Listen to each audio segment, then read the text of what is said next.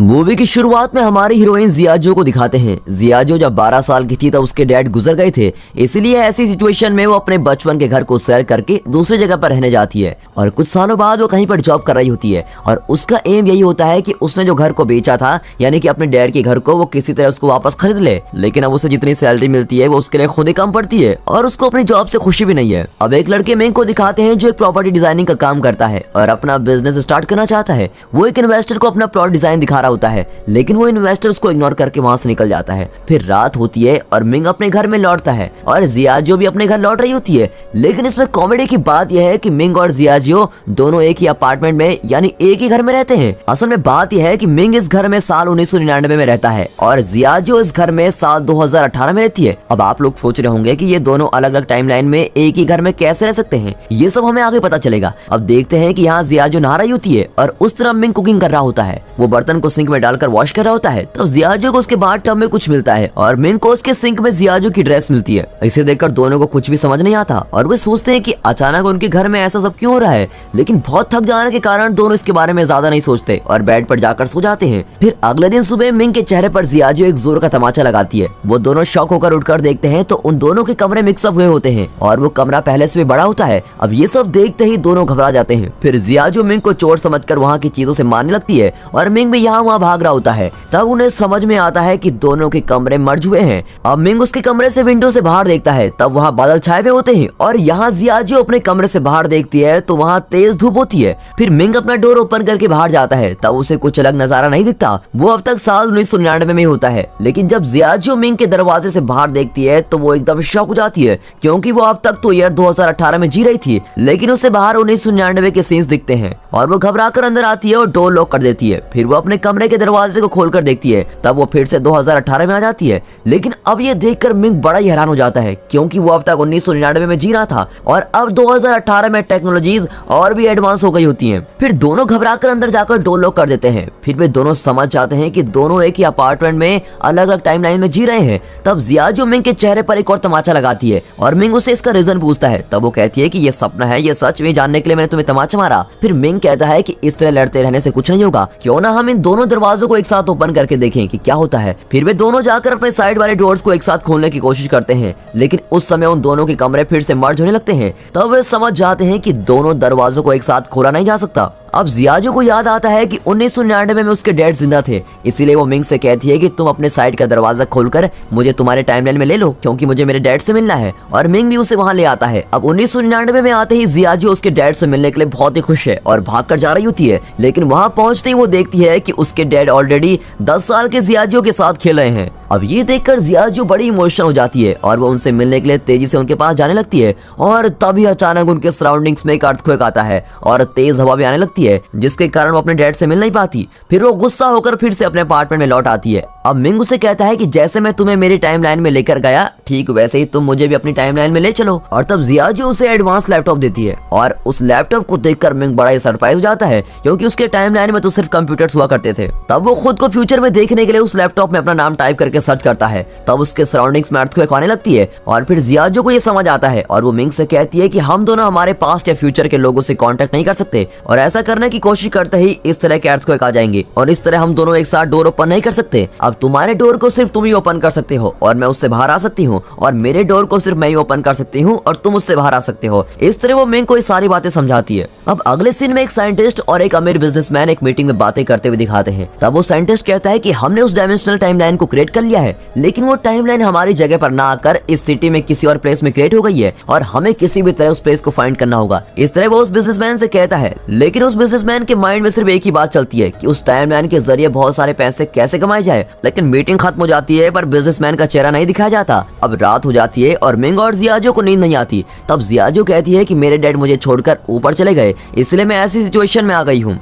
मुझे जब तक उनकी याद आती है तब मैं उनकी कार की को देखती रहती हूँ और लोन न चुकाने की वजह से मेरे बचपन का घर भी मेरे हाथ से निकल गया है, लेकिन मैं उस घर को वापस खरीद कर ही रहूंगी। अब इस तरह वो इमोशनली बातें करती है। फिर सुबह हो जाती है और जियाजो और मिंग दोनों ही अपने टाइमलाइन में ऑफिस के लिए निकलते हैं। असल में जियाजो को एक अमीर आदमी के साथ शादी करनी होती है और इतना ही नहीं, उसकी एक कंडीशन भी होती है कि उससे शादी करने वाला आदमी अगर उसका घर वापस खरीद कर उसको देता है तो ये उससे शादी करेगी। और इसी कंडीशन के साथ वो कई लोगों को डेट भी करती है, लेकिन उसकी इस कंडीशन को कोई नहीं मानता और ऐसे ही चलते चलते उसे एक दिन अमीर आदमी मिलता है जो उसकी कंडीशन के लिए राजी हो जाता है। लेकिन वो जियाजियो से उम्र में काफी बड़ा लगता है और वो बातें भी बड़ी अजीब तरीके से ही करता है। लेकिन वो अमीर होने की वजह से जियाजियो भी उससे शादी करने के लिए राजी हो जाती है। फिर वो कहता है कि कुछ ही समय में मैं तुम्हारे घर को खरीद लूंगा और फिर ऊपर से हम दोनों के नाम के नेम प्लेट्स को लगाना होगा, उसके लिए कुछ पैसे लगेंगे और ऐसे छोटे मोटे खर्चे के लिए मैं कैश कैरी नहीं करता, इसलिए अगर तुम्हारे पास कुछ पैसे हैं तो मुझे दे दो। और इसकी बातों में आकर जियाजियो भी उसको एटीएम से पैसे निकाल कर देती है। फिर वो कहता है कि मैं पानी की बोतल लेकर आता हूँ, लेकिन काफी देर हो जाती है और वापस नहीं लौटता।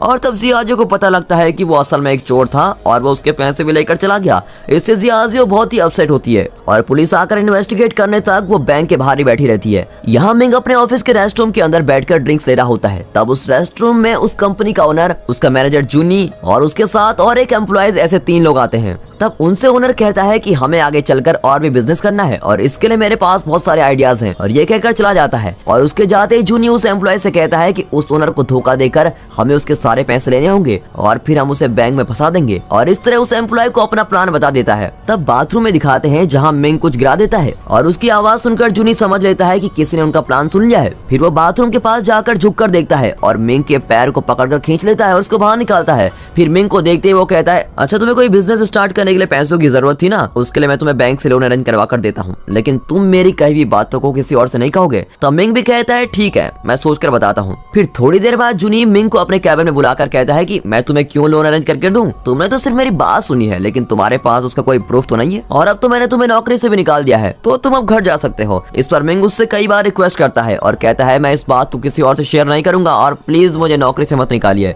लेकिन जूनी उसकी बातों को इग्नोर करता है और उसे नौकरी से निकाल देता है। यहाँ जियाजियो एक ज्वेलरी शॉप में काम कर रही होती है। तब वहाँ उसकी बचपन की बेस्ट फ्रेंड जियाओया आती है और कई सालों के बाद मिलने से वो काफी खुशी से बातें करते हैं। जियाओया ने एक अमीर आदमी से शादी की होती है और ये बात वो जियाजियो को बताती है। तब जियाजियो भी उससे कहती है कि हाँ मेरे हस्बैंड भी बहुत अमीर है और वो हमेशा बिजी रहते हैं, और इस तरह वो उससे झूठ कह देती है। तब जियाओया उससे कहती है कि आज रात तुम अपने हस्बैंड को साथ लेकर आओ, हम डिनर साथ में करेंगे और मैं भी अपने हस्बैंड को साथ लेकर आऊंगी, और ये कहकर वहाँ से चली जाती है। और अब जियाजियो एक बड़ी प्रॉब्लम में फंस गई है। झूठ कहने के कारण उसे अब समझ नहीं आता कि वो इसे कैसे हैंडल करे। तब उसे एक आइडिया आता है। वो मिंग को अपना हस्बैंड होने की एक्टिंग करने को कहती है और वो एक कोट को रेंट पे ले लेती है और मिंग को उसको पहनने के लिए कहती है। फिर वो मिंग को इस तरह रेडी करती है जैसे वो बहुत ही अमीर बिजनेसमैन लगे। फिर वो जियाओया की कहीं भी जगह पर जाते हैं और वहाँ जियाजियो मिंग को अपना हस्बैंड कहकर इंट्रोड्यूस कराती है और कुछ देर तक सब कुछ नॉर्मल चल रहा होता है। फिर खाना खाते समय मिंग अपने खाने को जल्दी खाकर खत्म कर देता है और फिर वो अपना कोट उतारकर साइड में रखता है। और तब जियाओया और उसका हस्बैंड सिचेंग नोट करते हैं कि मिंग के कोट पर लिखा हुआ है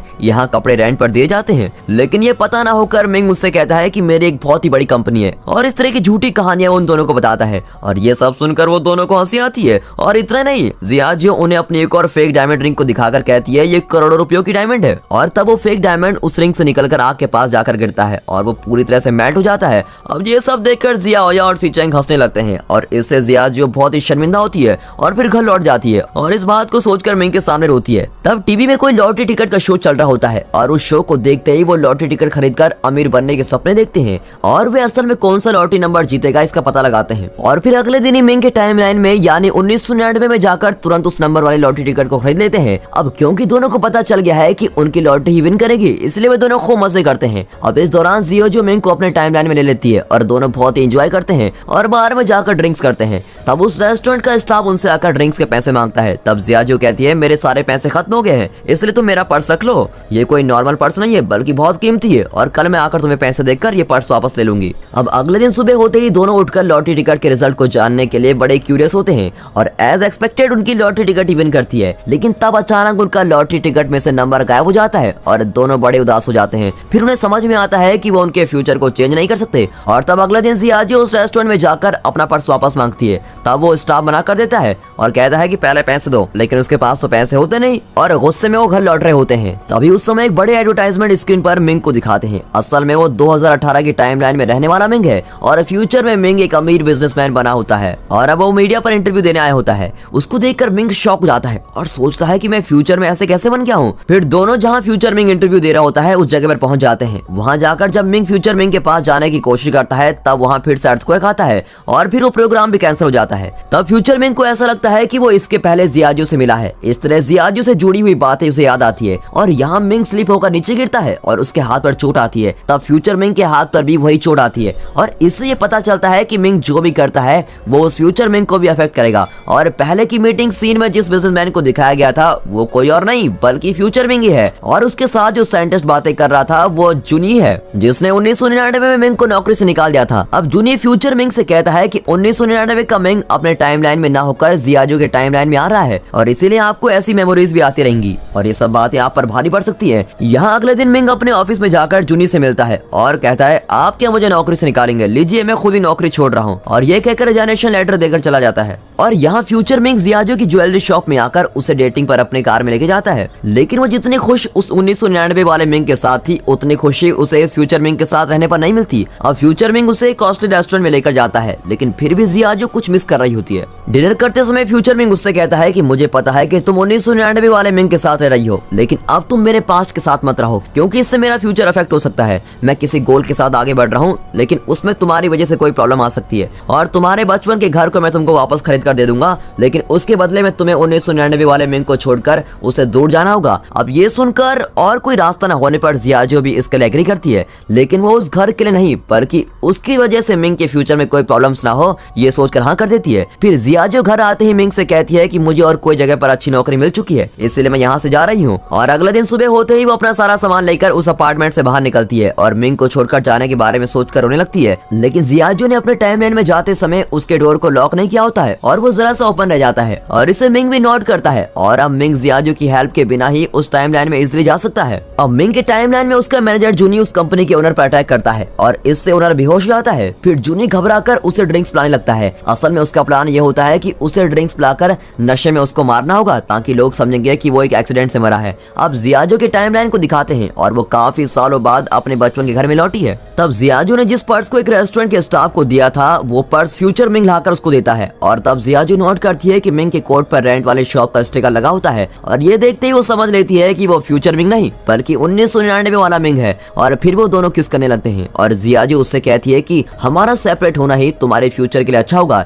इसलिए आगे से तुम कभी मुझसे मिलने की बात मत करना, और उसको ऐसा कहकर भेज देती है। फिर दोनों ही रोने लगते हैं और मिंग सैड होकर अपने अपार्टमेंट में लौटता है और तब उसे जूनी कॉल करके अर्जेंटली एक ब्रिज पर पहुंचने के लिए कहता है। मिंग को कुछ समझ में नहीं आता कि नौकरी छोड़ देने के बाद भी जूनी उसको क्यों बुला रहा है। असल में जूनी ने मिंग को इसलिए बुलाया होता है क्योंकि उसे ओनर को मारने के लिए उसकी हेल्प की जरूरत थी। वो उसे कहता है कि हम इसे अब मार देंगे लेकिन ये एक एक्सीडेंट लगना चाहिए, लेकिन मिंग को ऐसा नहीं करना होता है और वो जूनी को लाख समझाता है कि ऐसा मत करो, ऐसा करना गलत है, लेकिन जूनी उसकी बातों को इग्नोर कर देता है। और तब मिंग कुछ बातें रियलाइज करता है कि 1999 में फ्यूचर मिंग और जूनी ने मिलकर उस ओनर को मार दिया था और इसी वजह से मिंग को मैनेजर की पोस्ट मिली थी और इस तरह से वो इतना अमीर बन गया था। ये सारी बातें मिंग समझ लेता है और तब मिंग उस कार की कीचेन को नोटिस करता है और ये वही चेन है जिसे देखकर जियाजो अपने डैड को याद करती है, यानी वो ओनर ही जियाजो के डैड है। अब ये समझते ही मिंग सोचता है कि मैंने जो मिस्टेक की थी उसे मैं ही ठीक करूंगा। फिर वो जाकर जूनी को रोकता है और उस ओनर को बचा लेता है और ऐसा करने पर फ्यूचर मिंग गायब हो जाता है और जियाजो को अपने डैड वापस मिल जाते हैं और वो फिर से बचपन से अपने डैड के साथ टाइम स्पेंड करने लगती है। अब टाइम पास्ट में जाने से वहाँ सब कुछ बदलने लगता है